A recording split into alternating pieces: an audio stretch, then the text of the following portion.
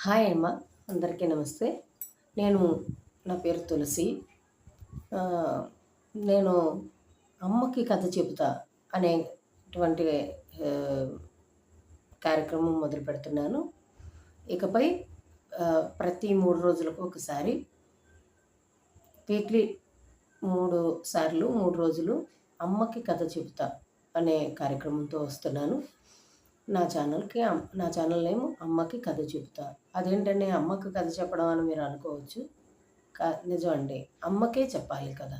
ఎందుకంటే నేను చెప్పబోయేది 3-8 సంవత్సరాల వయసు వచ్చేవారు పిల్లలకి మీరు భవిష్యత్తు తరాన్ని నిర్దేశించగ భవిష్యత్తు తరాన్ని పెంచగలిగే తల్లులు మీరు. మీకు చెప్తే మీ ద్వారా మీ బిడ్డలకు అందుతుంది. ఏవండి? మీరు ఫోన్‌లో ఆ ఛానల్లు, ఈ ఛానల్లు పెట్టేసి ఇచ్చేసి ఫోన్‌లు, కంప్యూటర్లు, టీవీలు పిల్లలకి ఇవ్వకండి. వర్చువల్ ఆటిజం అనేది వస్తుంది. కాబట్టి నేను మీకే చెప్తాను కదా! తల్లికి చెప్తాను.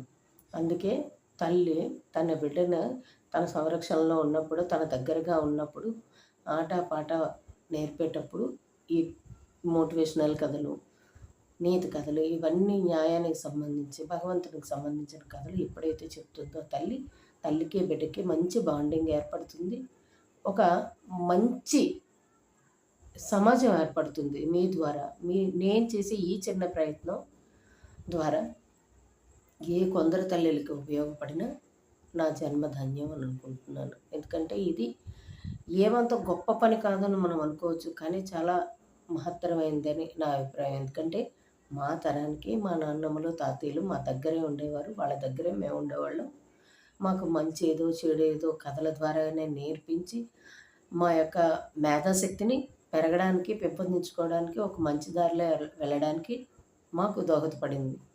మా కడుపున పుట్టిన పిల్లలు మీరు. మీ పిల్లలు మీ దగ్గరే ఉంటారు.